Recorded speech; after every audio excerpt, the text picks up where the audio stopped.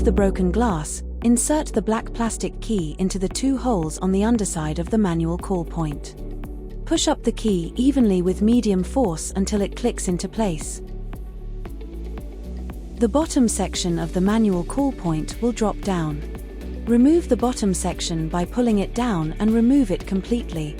You can also remove the black plastic key.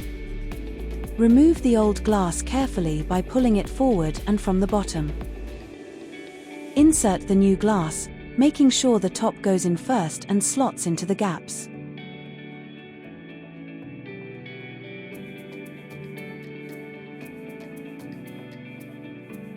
Replace the bottom section, taking care to line up the slots on the side and push upwards using medium force until both sides click into place.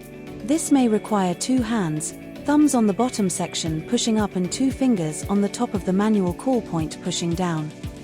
The fire alarm panel can now be reset.